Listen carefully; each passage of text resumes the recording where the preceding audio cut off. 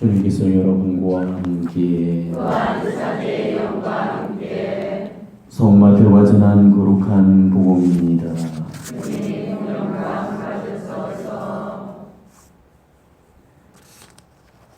예수님께서 가파르나움에 들어가셨을 때 한 백인 대장이 다가와 도움을 청하였다. 그가 이렇게 말하였다.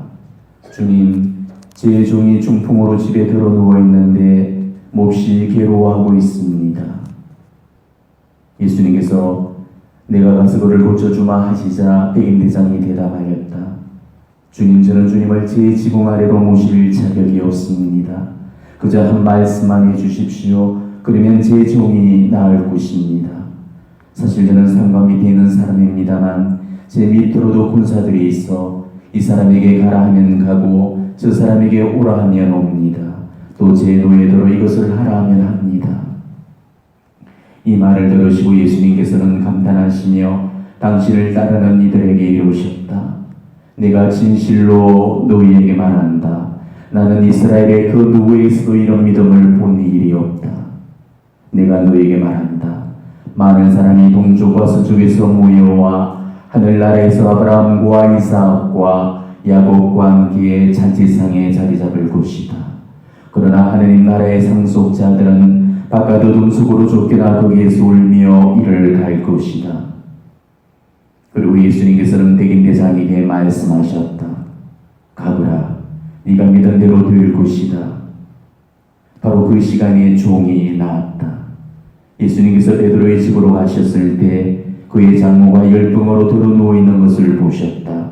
예수님께서 당신 손을 그 부인의 손에 대시니 요리가셨다. 그래서 부인은 일어나 그분의 시중을 들었다. 저녁이 되자 사람들이 마귀 들린 이들을 예수님께 많이 데리고 왔다. 예수님께서는 말씀으로 악령들을 쫓아내시고 앓는 사람들을 모두 고쳐주셨다. 이사야 예언자를 통하여 그는 우리의 병고를 떠맡고 우리의 질병을 짊어졌다 하신 말씀이 이루어지려고 그리 된 것이다. 주님의 말씀입니다. 그리스도님 참여합니다.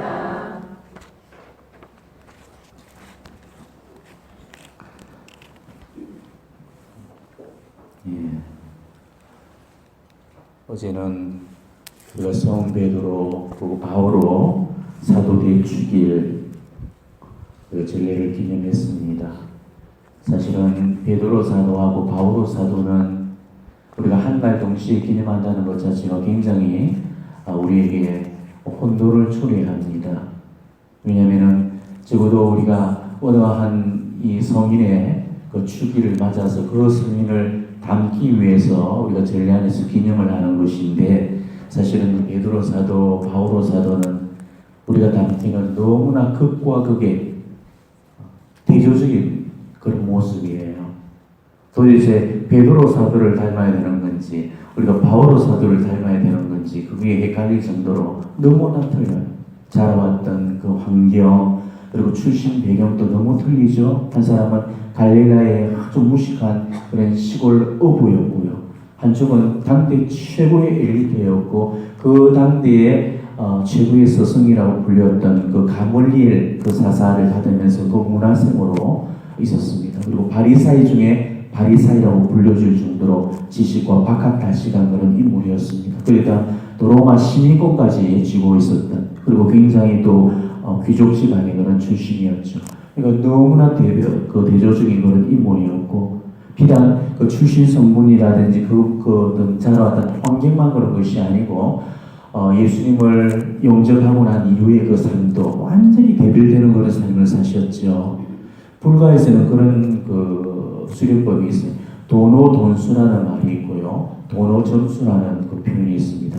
잘 모르실 건데, 왜냐하면 돌을 깨치는 데 있어서 단박 한 번에 딱 깨치는 거, 그걸 도노돈수라고 그러고요. 평생을 일평생을 수도 점수를 하면서 조금씩 터득하면서 그 돌을 알아나가는 거, 이게 도노점수입니다. 그래서 이제 도노돈수법이 맞는지 도노점수법이 맞는지 불가에서도 이게 이제 양립되어서 서로가 이렇게 싸우고 있는데, 사실 어떻게 보면 이 불과의 그 두 가지 큰 그 도노돈수냐 도노점수냐, 거기에 대한 해답을 주고 있는 이 두 분의 성인이 이 바오로 사도 그리고 베드로 사도예요. 바오로 사도는 돈수의 정수를 보여주셨던 분이고요. 베드로 사도는 도노 정수의 그런 또 그것을 보여주신 분이죠. 자, 바오로 사도는 정말 다마스쿠스에서 자기 일평생의 터닝 포인트, 인생의 대전환점을 가지게 되죠. 바로 거기서 극적인 신비 체험을 통해서 완전히 예수 그리스도를 주님으로 고백하고 그리고 죽는 바로 그 순간까지 완전히 예수님께 투신을 했습니다. 그리고 굉장히 그 길도 단호했죠. 나는 그리스도를 위해서 모든 것을 이루고 그들을 다 쓰레기로 여기고 있습니다. 이제는 내가 사는 것이 아니라 그리스도께서 내 안에 사십니다. 그리스도는 내 생의 전부이십니다.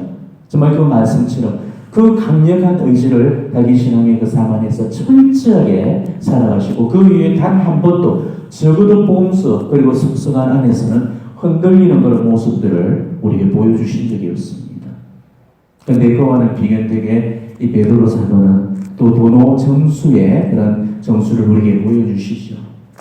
정말 하느님 예수님을 체험하고 영접한 이후에도 끊임없이 자신의 약함과 그런 어떤 또 부족함으로 인해서 허약함으로 인해서 실수를 하고 또 잘못을 범하고 또 다시금 회개하면서 다시금 일어서서 다시금 예수님을 향해서 나아가고 또 자빠지면 또 일어서고 그러면서 정말 비틀비틀거리면서 그야말로 가일치자로 이래 하느님께 도달을 하게 되죠. 마지막 죽음의 그 순간까지도 그랬죠. 우리 교회 전승 안에서 베드로 사도가 어떻게 돌아가시는지 우리 다 아시죠? 로마의 그 박해가 가중되었을 때 로마 시내를 빠져나가게 되죠. 많은 그리스도교 신자들이 교회의 수장을 보호하기 위해서 이렇게 얼른 박해를 피해서 달아나십시오 하고 길을 열어주게 됩니다. 이때 정말 교회 수장이라면은 교회 공동체 그 어린 양들과 더불어서 함께 죽어야 되고 먼저 죽어야 되는 것이 수장의 역할이잖아요. 그런데 저만 살겠다고 그 말을 믿고 로마 시내의 시가지를 빠져나오게 되죠.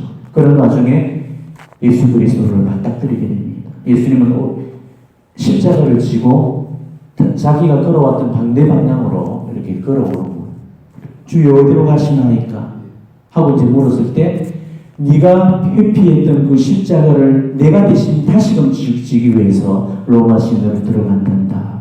그 말씀을 하시고 그때 큰 깨달음을 얻고 주여 제가 가겠나이다. 제가 잘못했습니다. 제가 가겠습니다. 하고 예수님께 용서를 빌고 다시금 로마의 그 박해지를 향해서 들어가서 내가 예수님 우리 스승과 똑같은 모습으로 나는 죽을 수 없다. 그러면서 그 앞제자들한테 바로 예수님의 저 십자가의 반대 모습으로 나는 거꾸로 매달려서 죽겠다. 그렇게 자원을 하시죠. 그리고 결국은 피를 토하면서 저 십자가상에서 행복하게 죽어가셨습니다. 죽음을 통해서 일평생 본인이 완성시키고자 하는 그 성덕을 비로소 완성시켜 나왔던 거예요. 자, 이렇게 대별되는 이 두 어른들 중에 우리가 과연 어떤 삶을 선택해야 될지 이거는 모릅니다. 하나님께서 그 영혼을 어떻게 이끌어 가시는지 그거는 아무도 몰라요. 그리고 우리가 어떤 응답을 하는지도 우리는 알 수가 없습니다. 우리가 정말 이 바오로 같이 단호하게 정말 이 세상적인 모든 것들을 다 끊어내고 오로지 한 분 하느님만을 바라보면서 열정에 찬 그런 삶을 우리가 선택한다면 우리는 바울의 길을 걸어갈 거고요. 또 세상적인 그런 여러 가지 미혹거리들 또 유혹들이 우리를 이렇게 유혹해 올 때 바로 거기에 번번이 우리가 눈길을 주다가 또 자빠지다가 다시금 눈물을 흘려서 회복하고 하느님께 또 한 걸음 갔다가 또 자빠지면서 끊임없이 바로 그것을 반복하다가 마침내 베드로 사도처럼 결국 죽음을 통하여 자기 인생을 완성하는 또 그런 길을 걸어갈 수도 있어요. 하지만 분명한 것은 어느 길이 맞고 어느 길이 틀렸다는 것이 아닙니다. 또로 가나 뭐로 가나 가면 되는 거죠. 문제는 가면 되는 것입니다. 이스라엘도 그 가나안 복지를 들어가기 위해서 우리가 정말 지금 교통수단으로는 지금 우리가 이렇게 걸어간다면 정말 며칠이 걸리지 않아서 당도할 그 가나안 복지를 무려 40년간 정말 한 세대의 그런 기간 동안 뺑뺑이를 돌게 되죠. 그렇지만 결국은 가나안 복지에 이르러 가는 것입니다. 어떤 길을 걸어가든지 우리에게 주어진 그런 길을 우리가 마지막까지 완주하는 것, 그게 우리에게 중요한 거죠. 어제 우리가 일독서, 이독서 얼마나 아름답습니까? 제가 볼 때는 우리 신앙의 결론을 알려주는 독서고 말씀이라고 생각해요. 오늘 일독서에서는 베드로 사도의 이야기를 해주셨죠. 베드로 사도가 붙들렸고, 그리고 어떻게 해가지고 하나님의 그 손길 안에서 어떻게 그 위험에서 빠져나왔는지 바로 그 장면을 보여주고 있습니다. 우리가 하나님 나라에 들어가기 위해서는 많은 환난을 경험해야 되겠지만 그런 환난 가운데서도 하나님께서는 우리와 함께 해주셔서 그런 위협의 순간에, 그런 어려움의 순간에 우리를 그런 위협에서부터 건져내 주신다는 것을 바로 이 독서가 알려주고 있고요. 바로 그런 수많은 그 환난 중에서도 이 독서의 또 바오로 사도의 그런 고백을 통해서 바오로가 그런 모든 어려움들을 주님의 보살피심과 그 도우심으로 그것을 다 이겨내고, 그리고 마지막 자기 신앙을 그 고백하는 단 한마디의 그 결론, 나는 훌륭히 싸웠고 달릴 길을 다 달렸으며 믿음을 지켰습니다. 이제는 의로움의 하간이 나를 위해 마련되어 있습니다 라고 이렇게 고백을 했잖아요. 어쩌면은 이것이 우리가 고백해야 될 그런 마지막 고백이 되어야 된다고 생각합니다. 우리는 오늘 6월 예수성심 성월 마지막 날을 지금 맞이하고 있습니다. 그리고 전례 안에서 우리에게 또 들려주는 또 이 얘기는 예수님께서 여러 병자들과 또 마귀 들린 사람들을 또 치유시켜 주시는 그런 이야기를 듣게 되죠. 특히나 백인 대상에 관한 그런 이야기를 들려줍니다. 신약 성경에 보면은 백인 대장에 대한 이야기들이 참 많이 나오는데요. 참 재밌게 그 나오는 백인 대장들이 다 나쁜 놈들이 아니고 다 착한 놈들로 나옵니다. 사실 백인 대장은 로마의 그 백인을 묶고 가지고 군줄들을 관리했던 그 하급의 말단 그 지휘관님들을 백인 대장이라고 부르거든요.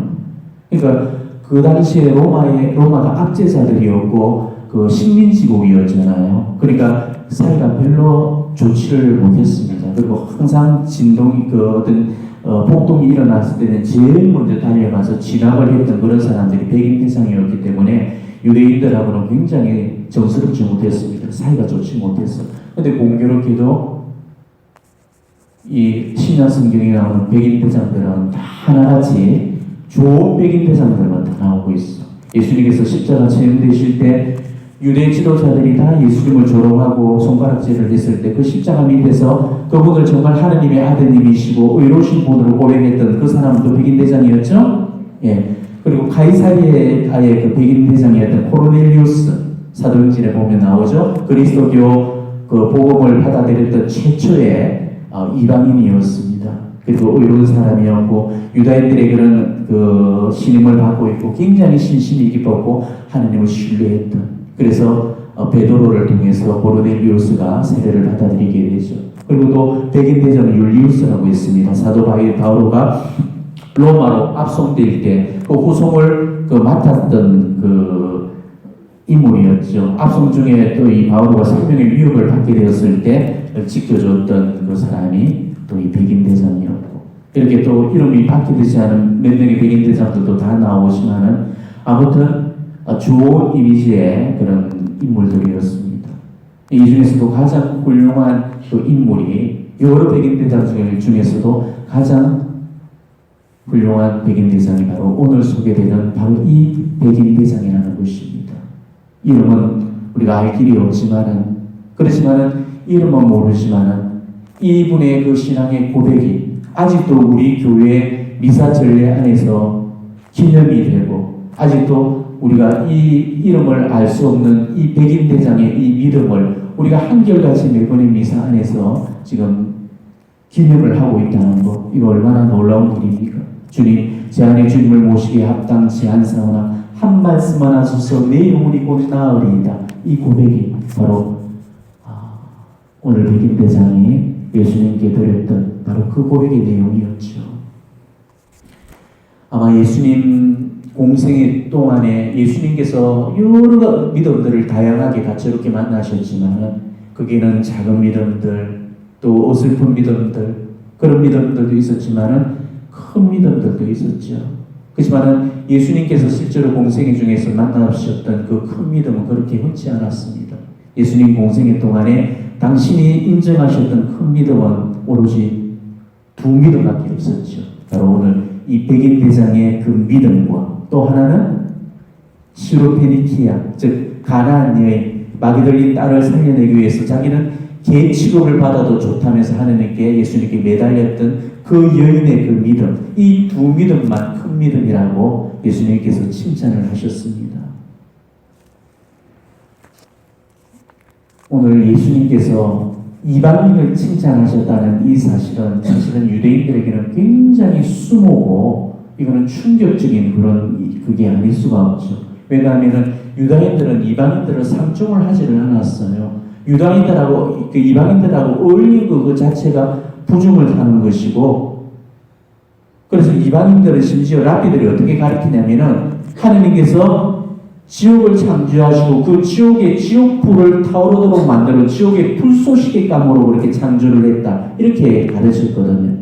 그러니까 이방 족속들은 반드시 멸망당할 족속이다, 이렇게 생각을 했어요. 오로지 이스라엘만이 선택된 민족이고 하나님께로부터 구원받을 그런 민족이다, 이렇게 지나친 선택된 민족에 대한 선민의식이 완전히 이렇게 취해져 있었던 거죠. 그런데 그랬던 그런 유대인들에게 오늘 예수님께서는 너무나 충격적인 그런 이야기를 하시잖아요. 하느님 나라에서 오히려 유대인들이 쫓겨날 거라고 그랬습니다. 누가 정말 하느님의 백성이고 누가 구원을 받을 것인지 자기들이 그토록 알았던 바로 자기들이 선택된 민족이고 자기들만이 구원받을 거라고 생각을 했는데 예수님께서는 그 생각을 뒤집어서 오히려 구원받을 자가 멸망당하고 멸망당할 자가 구원받을 거라고 이야기를 하죠. 육신의 혈통이 아니고 영적인 혈통에 의해서 하나님의 백성이 되고 구원을 받게 된다는 것입니다. 예수님은 다른 복음에서도 이야기하시죠. 유대인들로 아브라함의 혈통을 자랑하지 말라고 그렇게 힌치를 하십니다. 하느님은 돌멩이 하나로도 그 아브라함의 자손들을 만들 수 있다고, 그리고 그거 자랑하지 말라고 이야기하죠. 그러면서 예수님께서 우리에게 정말 요구했던 것은 육적인 혈통, 아브라함부터 성계되는 그런 어떤 혈통이 아니고 어떤 혈통을 강조하셨죠? 영적인 혈통, 영적 혈연을 강조하셨죠. 그래서 어머니와 형제들이 찾아왔을 때도 누가 내 어머니며 내 형제들이냐 하면서 하느님의 뜻을 행하는 그 사람들이 내 어머니요 내 누이요 내 자매들이다, 그렇게 이야기를 하시잖아요.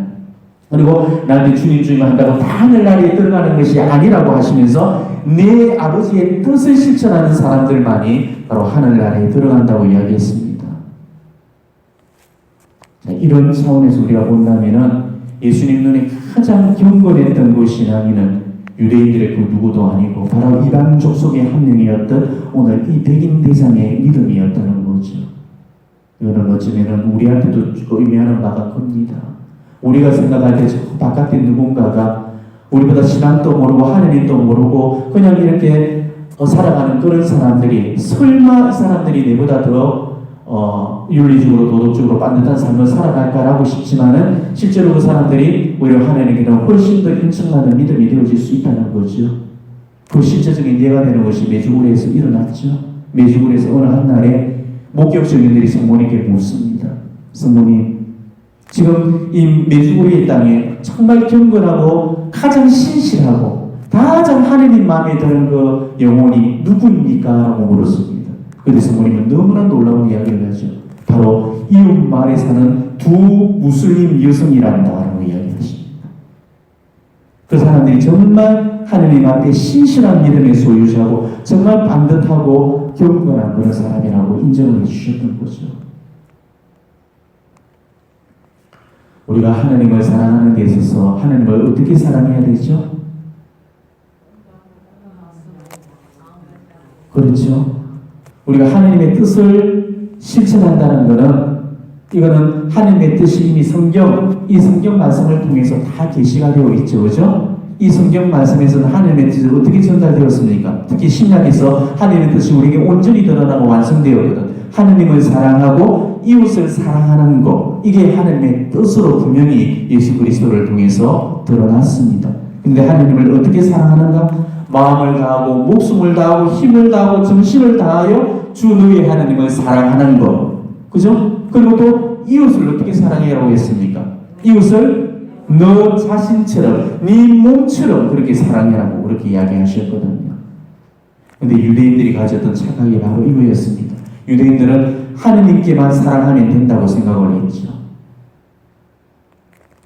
그렇기 때문에 우리가 착한 사마리아 사람의 그런 비유에서도 예수님께서 그것이 잘못되는 것을 분명히 고발하시죠. 착한 사마리아 사람의 그 비유 이야기에서 예수님께서 정말로 인정해 줬던 그 믿음은 누구였습니까? 바로 이방인이었던 착한 그 사마리아 사람의 그 믿음만을 인정해 주셨죠. 오히려 제사장과 레위인의 믿음을 인정해 줬나요? 인정해 주지 않았습니다.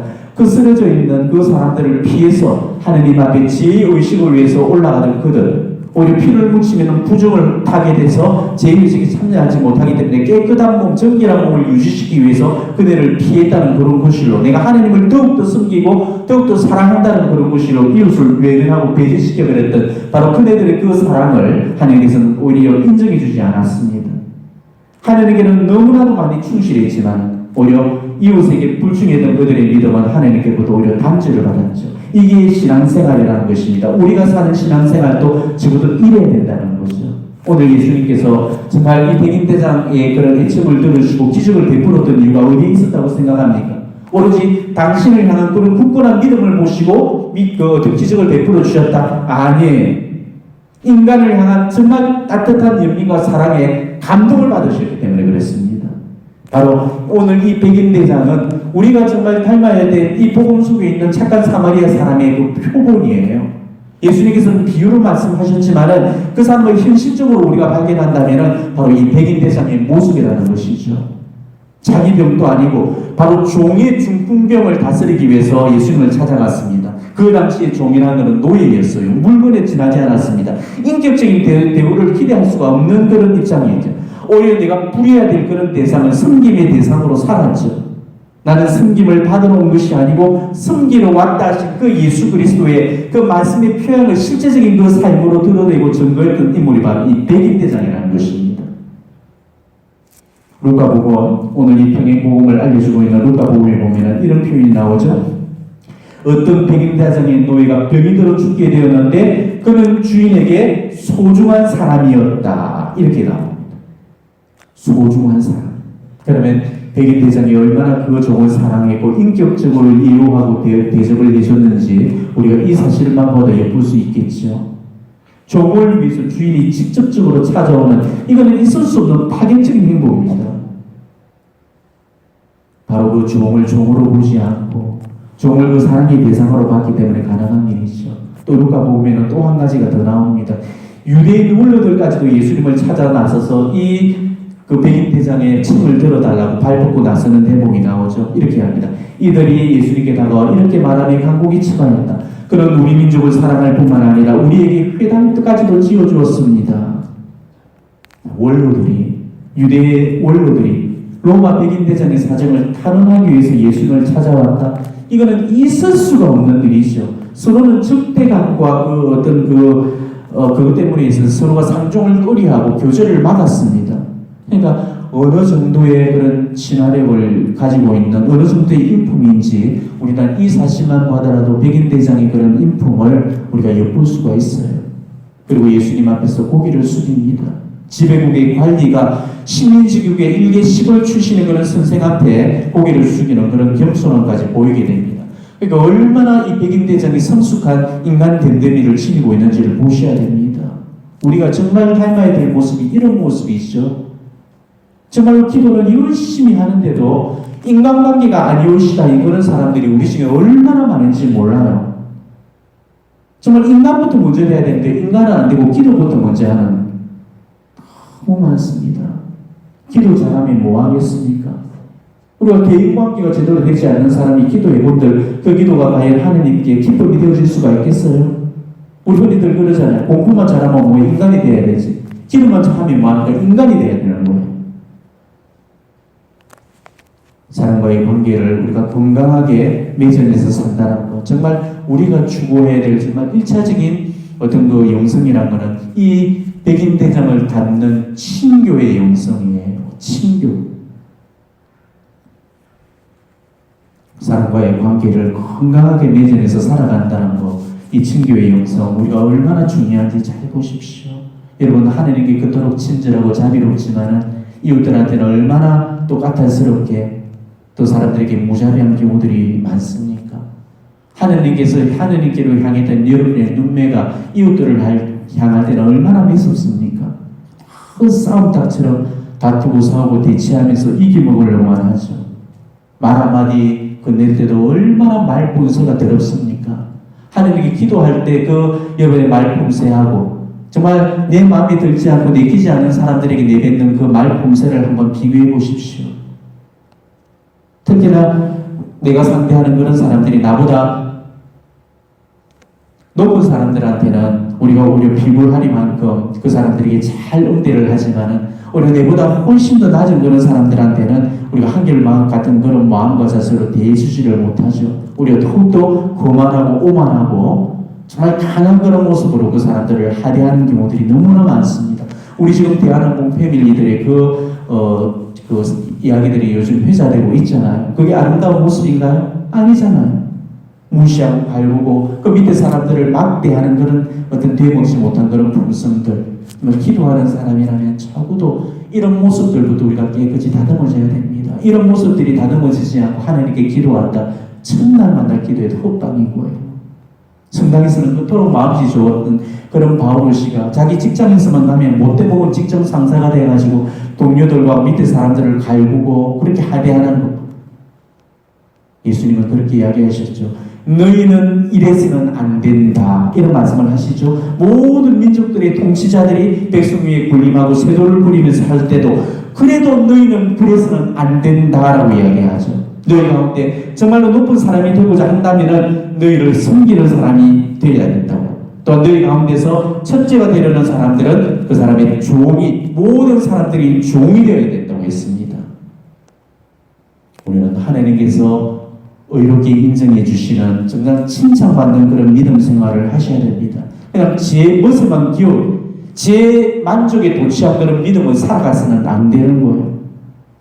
내가 지금 살아가는 이런 열심과 이런 거룩이 정말 우리 하나님께서 인증해 주시는 열심고 거룩이 될 때 그때 정말 그것이 기도가 되어지는 거예요.